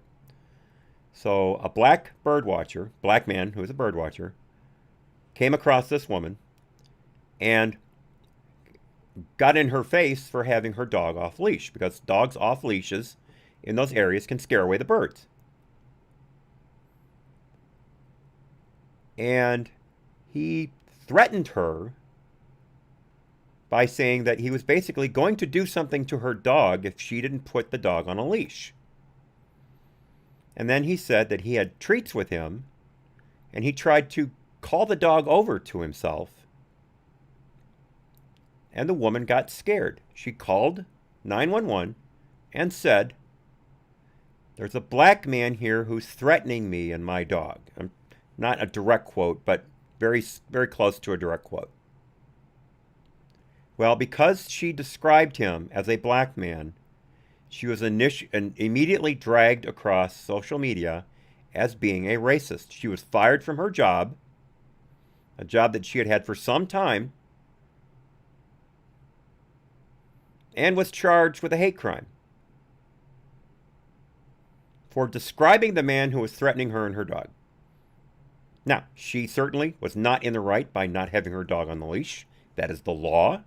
But this guy had no right to threaten her and her dog. So a law specifically banning what this woman did, according to social media what she did, was passed in New York State. So now you have the guy who used to own an ice cream shop called Bumpy's Polar Freeze. It was in Schenectady. Now you may know Schenectady saw a lot of BLM riots last year. There was a woman who came out of her store while there were BLM rioters attacking the place, and a couple of BLM guys beat her with a 2x4. An old woman who came out to defend her husband because they were yelling at him, and they beat her with a 2x4. It's on security camera. A number of businesses were razed and looted and things like that in Schenectady. Schenectady's kind of the joke of New York, not because it's a silly town, but because it has such a silly name. It's kind of the Peoria of New York State. But there was a BLM protest. I'm using the term in the most literal sense, in front of his place last year. And he had, it seems, used some racist language in text messages. And somehow those surfaced online. Once again, people just doing all they can to ruin someone's life. I'm sorry, you are allowed in America to be a racist. It is allowed. But the left will drag you down at the hint of racism. And so that happened to this guy. So, they're demonstrating out in front of his business. People can't get in.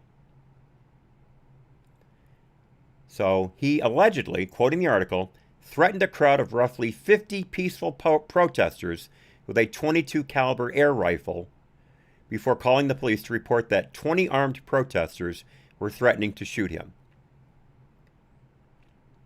Now, those are quotes from the police filing. So he was charged under this law and was found guilty and has been ordered to pay 9 of those protesters $500 each.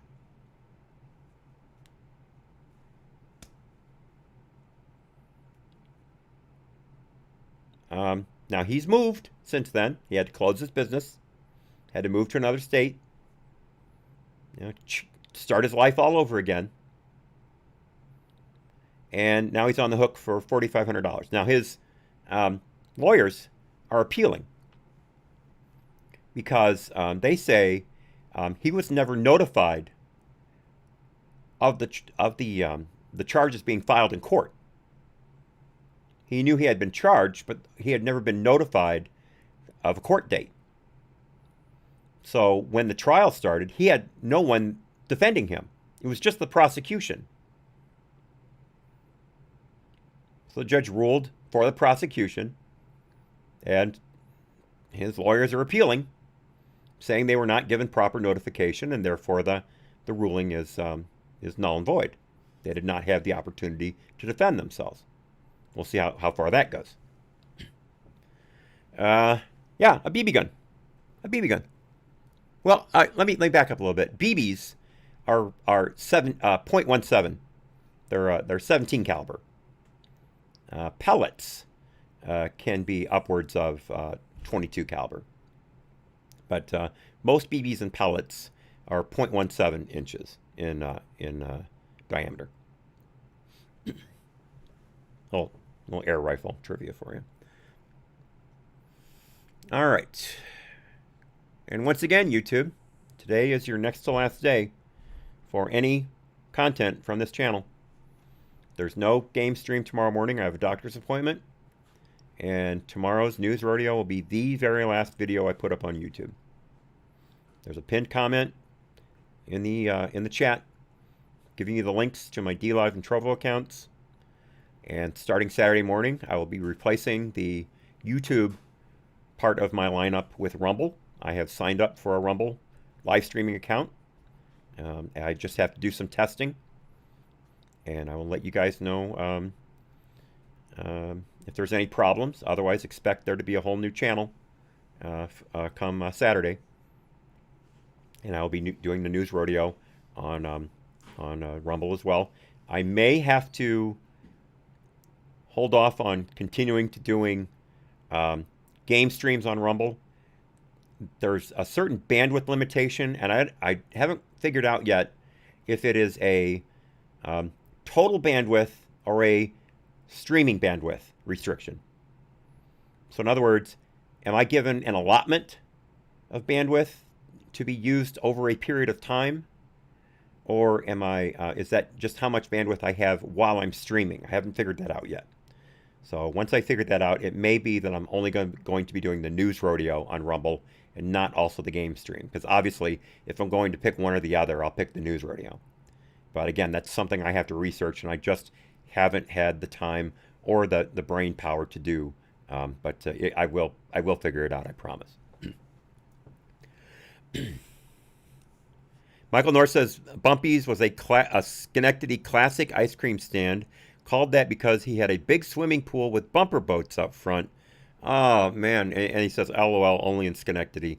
Oh, man. What a great idea. Oh, that poor guy. That poor guy.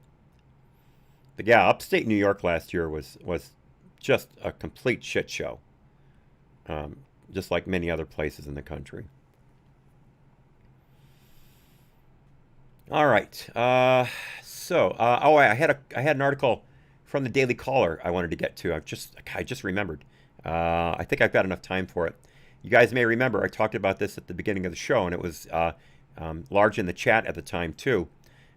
There was a active bomb threat in front of the Library of Congress earlier today. A man drove up in a large truck. Looks like a a big construction-style truck, and said that he had a bomb on it and was going to blow the place up.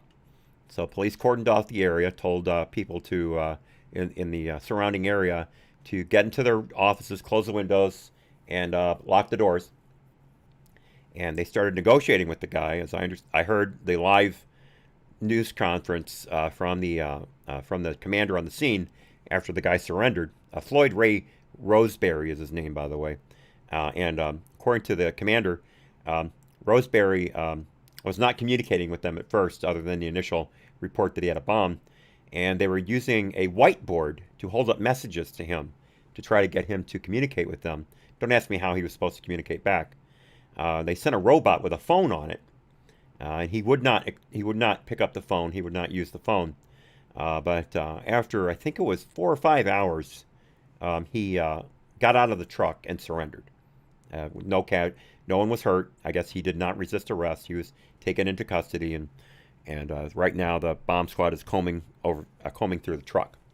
According to the commander on the scene at the press conference, they had seen what looked to be a propane tank on the bed of the truck, as well as what appeared to be a detonating device in Roseberry's hand as he was behind the wheel. So according to the Daily Caller News Foundation article I have here, and I just saw the headline as I was going live. It wasn't up earlier. In fact, it went up just a half hour before I went live. According to this, the man allegedly man allegedly behind DC bomb threat live streams manifesto. So let me see if I can get to that at all. And I don't. Let me see if I can. They don't appear to have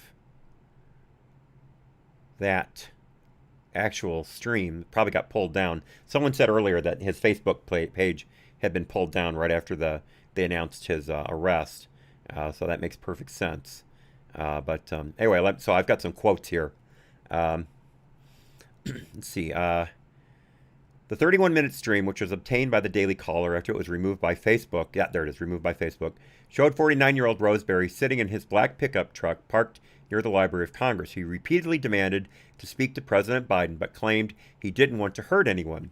Roseberry also said there were 4 more bombs around D.C., including one that he said was at Biden's, quote, back door. Roseberry showed off his bomb, which he said would only go off if the police shot at his truck. He said that he had no way to set the bomb off, and repeatedly said that the blame would be on Biden if the bomb did go off. The bomb would blow up 2.5 blocks of D.C., he claimed. Funny, here's a related article. Eiffel Tower evacuated after bomb threat. I'll get to that in a moment. He said, quote, the revolution's on. It's here. It's today. I'm looking for all my other patriots to come out and help me, close quote. The video also showed several large bags of coins in the truck. Roseberry mentioned the coin shortage, the chaos in Afghanistan, and claimed that they had, quote, cut off health care. He also repeatedly mentioned that he wanted to be, quote, home by Sunday to see his wife. He said, they got the roads blocked. They know I'm here. They got the snipers over there on the building. I'm going to tell you what, though. If you crack these windows, it ain't on me. The blood's on your hands. Roseberry also said that he had chosen to do the dirty work of coming to D.C. to make the bomb threat. Okay, so, of course, we're going to be told that this is another example of the horrific dangers presented to America by right-wing extremists. I'm sure this guy has already been labeled a white supremacist by social media, and we're going to be hearing about this quite a bit. But I'm sorry, it's a little speck in the eye Republicans as opposed to the plank in the eye of the Democrats right now. So I don't expect much to come of this, but they're going to try. They're going to try their damnedest to make this the biggest thing in the news. Obviously, a mentally disturbed man. Okay, so another report from the DCNF. Taliban seized 40 aircraft, thousands of armored vehicles, and guns, DoD officials reportedly say. This is from Thomas Ketanacci. Let's see here. This is according to Reuters. Billions of dollars worth of military equipment that the U.S. gave to the now defunct Afghan military has been obtained by Taliban insurgents. Officials with knowledge of the situation told Reuters the massive weapons stockpile left behind in the Middle Eastern nation includes valuable technology such as night vision goggles, unarmed aerial vehicles, and Black Hawk combat helicopters. An anonymous U.S. official told Reuters on Thursday, quote, "Everything that hasn't been destroyed is the Taliban's now." Current and former officials said the federal government is increasingly concerned the technology could be obtained or sold to U.S. enemies like Iran, China, and Russia, which have vowed to maintain a diplomatic relationship with the insurgents. The Taliban invaded Kabul on Sunday. Officials estimated the Taliban is in possession of 2,000 armored vehicles and up to 40 aircraft, including Black Hawks and pricey Scan Eagle drones. Since 2003, the U.S. has given more than 600,000 infantry weapons like rifles, 162,000 pieces of communication equipment, and 16,000 night vision goggles to Afghan security forces.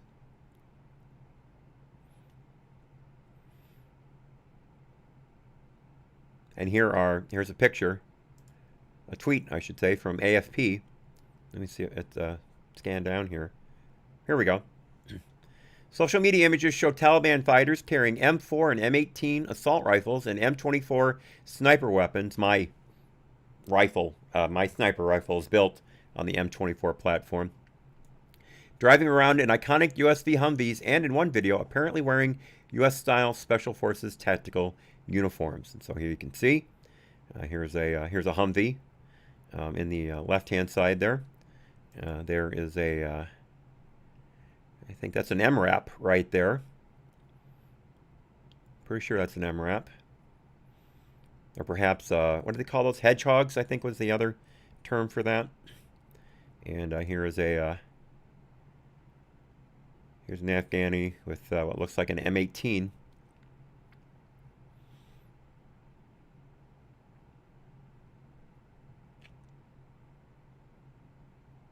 I saw a picture from that video taken in the presidential palace, the president's office, when the Taliban took over.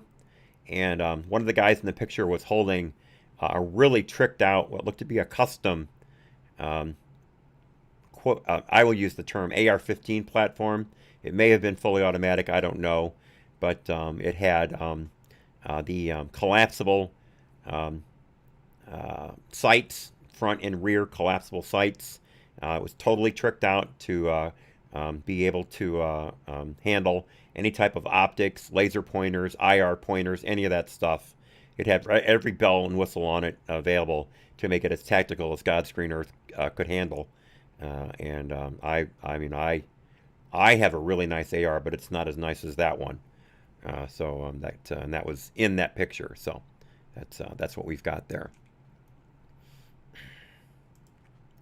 All right, one more story, and we will get to the final Babylon Bee of the day. Let me refresh BonginoReport.com here, see what we've got. Let's see. Oh, this is good. Here we've got the border and Afghanistan in the same story. An article by the Washington Examiner, not a right-wing rag by any stretch of the imagination, as you also often hear me say. This is an exclusive report of theirs by Anna Giaratelli.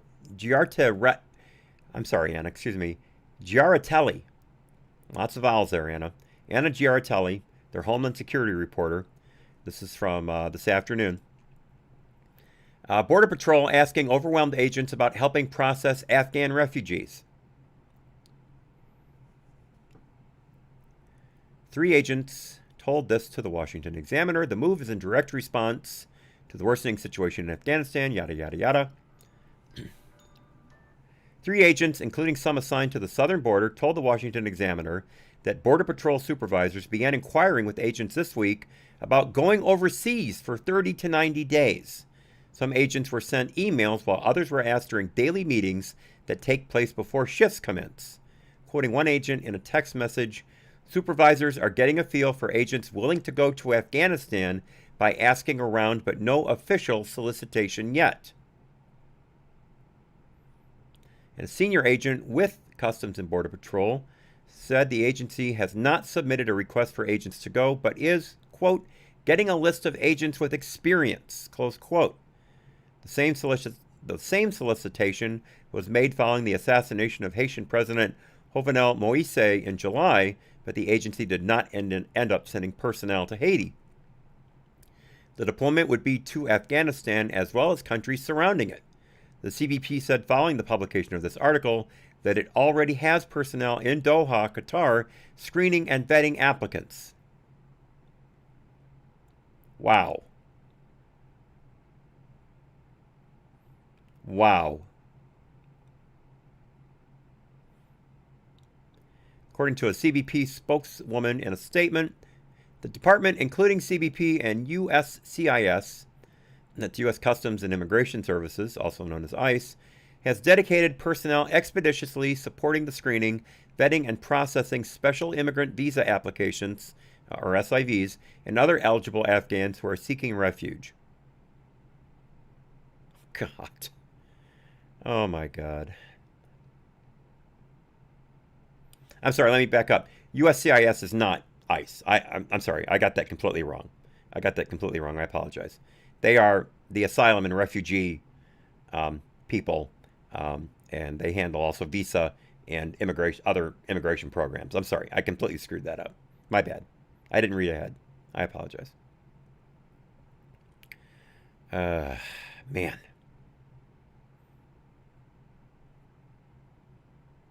And we've already got 40% of Border Patrol agents tasked to processing the hundreds of thousands of illegals coming across the border every month.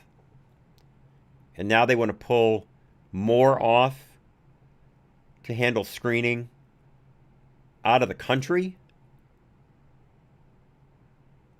Can't they get anyone from the State Department to go? I mean, they were sending out emails en masse back in February asking people to surge to the border and facilities to help out HHS and DHS.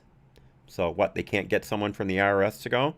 The IRS is adding 40,000 auditors specifically for small businesses and middle income filers, by the way, not going after the top 1% who use tax accountants and therefore are basically untouchable. They're going after the middle income people and the small businesses who may fudge a few $1,000s here and there to try to save some money. It's happening as we speak. All right, let's get to the final Babylon Bee, and we will be out here for the day. Once again, my phone hasn't gone off. I don't know what's going on here. I have no idea why my phone isn't going off. I checked the alarm yesterday. It's definitely supposed to go off 5 minutes to the top of the hour, just like it does at the first hour. Oh, well, what are you going to do? Anyway, I'll stop bitching and actually do my job. What have we here? There we go. Exclusive. This is from the Babylon Bees World section. We have obtained a copy of the Taliban's first draft of their new Women's Bill of Rights. And here we have a scroll right here with what appears to be an official Taliban seal. And it is translated Women's Bill of Rights. Dateline Kabul.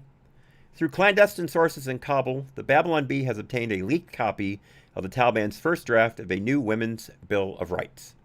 The Taliban, who is now running the Islamic Emirate of Afghanistan, began work on the bill soon after liberal Western democracies and individuals like Nancy Pelosi reminded them in a strongly worded letter that they should protect women's rights. While this bill is still in its early stages, we think they've made a lot of progress.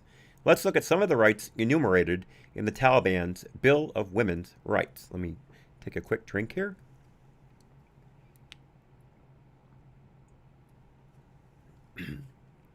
Here we go. The right to remain silent. The right to equal employment inside the home with the other wives. The right of freedom of movement. Again, inside the home. The right to free health care that is on par with the best veterinary care in the country. The right to an education in Islam. The right to be married to whichever brave Taliban fighter chooses them. The right to bear children and raise them up to defend the Islamic Emirate. the right to marry at any age, the right to choose the color of their burqa, the right to be seen in public so long as they are fully covered and in the presence of their husband, the right to speak freely with other women about how to take care of the house and raise children, the right to have only one hand chopped off as a warning in cases of minor infractions, and finally, the right to trial by husband. And Babylon Bee finishes, wow, this new Women's Bill of Rights is a progressive step for the Taliban, and it's exciting to see what they'll come up with next. Folks, they're a humor site. They're a humor site. Yet they consistently get it right every time. Every time. I mean, they're fact-checked by places like Reuters and Snopes because their stuff looks so accurate that the people can't even tell it's satire. It happens all the time. So, Reuters fact-checked a meme from a few days ago that had a CNN reporter standing in front of the chaos in Kabul and saying it was a mostly peaceful takeover of Afghanistan. And Reuters fact-checked it. I swear to God. It's a true story. All right, so let me see if I updated this or not. We have reached the end of a broadcast day. I will not be on tomorrow morning as I have a doctor's appointment, but I will be back Saturday morning at 9 a.m. Eastern. And no, I did not update that graphic. That is my fault. I did the work today. I just forgot to update it in OBS, something I do often. But starting this Monday, every morning game stream will start at 9 a.m. Eastern. Monday through Sunday, 9 a.m. Eastern. That'll no longer just be the weekend time. And I'll probably play, still for a good 4 hours or so, right up to lunchtime. So you won't be losing any game time. But I will be starting an hour later. That'll give me plenty of time to prepare for the day, and it'll give good folks like Ray the opportunity to not have to get up at the crack of dawn to see the game stream before it gets too old. I hope that'll work out well for everybody. I forgot to do the TC. Obviously I can't promise to do it tomorrow. That's against DLive's terms of service. But let's just hope it happens soon. I'll leave it at that. I do apologize, though. It went right by me, guys. It went right by me. So anyway, so the game streams from now on 9 a.m. Eastern, here on out. And every now and then we'll do the Saturday afternoon game stream at 2:30 after I finish lunch. Never, sometimes a little later, but never earlier. And then, of course, every Monday through Friday, God willing, the creek don't rise and my migraines stay away, we'll have the news rodeo, 4 p.m. Eastern. For the last time, tomorrow's the very last video of any consequence that I'll be putting up on YouTube. In fact, let me look right now, because I stayed on YouTube all day today. I have 0 people watching, so it looks like the message has been getting out. As of Saturday morning, YouTube will be replaced in my portfolio by Rumble. The link to my Rumble account is in the YouTube chat, and I will it's rumble.com AHNC_hat, just like DLive and Trovo, just like those. So you can find it very easily. With that, good folks, I will bid you adieu. And on the way out, I'm afraid I'm going to have to just make this a hard out because it is late, and I've got to get this up on Gab TV and Rumble. Until tomorrow afternoon, be well, God bless, happy trails. I'll see you all real soon. Thanks so much for being here. Bye-bye.